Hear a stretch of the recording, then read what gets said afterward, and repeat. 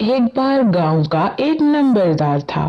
اس کے دو بیٹے تھے، راجو جو کہ بہت ہی اچھا اور دیالو تھا، اور دوسرا سلیم جو کہ اپنے ہی من میں رہتا تھا۔ اب راجو اور سلیم دونوں بڑے ہو گئے تھے، اس لیے نمبردار نے ان دونوں کو باہر کے ملک پڑھائی کے لیے بھیج دیا۔ پڑھائی کر کے وہ دونوں واپس اپنے باپ کے پاس آ گئے۔ وہ دونوں اپنے گاؤں واپس آ گئے اور اپنے باپ کے ساتھ ملے۔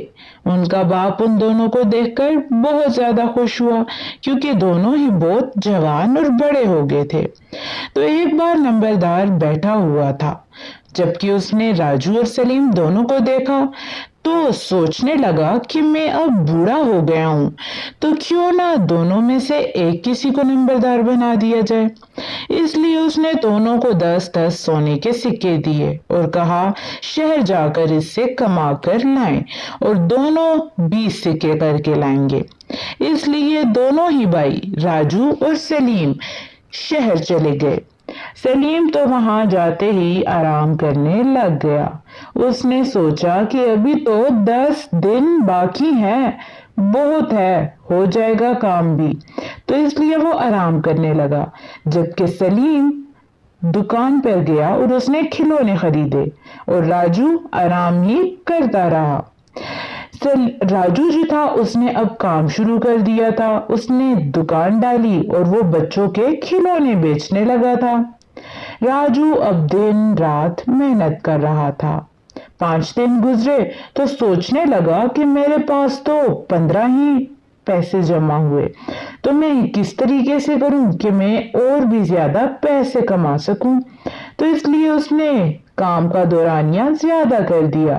اب وہ ہر ٹائم کام کیا کرتا تھا، اور سلیم جو تھا وہ آرام ہی کرتا تھا، اور راجو تو جیسے کام ہی کرنے لگ گیا۔ یوں کرتے کرتے 8 دن بیت گئے۔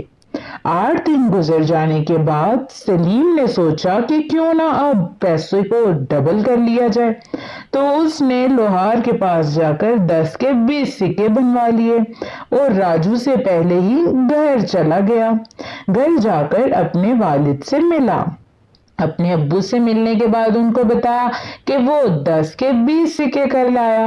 تو اس کے والد نے کہا سلیم کو بھی آ جانے دو، راجو کو بھی آ جانے دو۔ راجو واپس آیا تو راجو اپنے والد سے ملا، پر اس نے بتایا کہ وہ 20 نہیں جبکہ 15 ہی سکے جمع کر سکا۔ تو اس کا والد یہ سب بات سن رہا تھا۔ انہوں نے جب یہ بات سنی تو انہوں نے کہا کہ میں نے تم دونوں پر نظر رکھی ہوئی تھی کہ کون زیادہ محنت سے کام کرے گا، جبکہ سلیم سویا رہا اور راجو کام کرتا رہا۔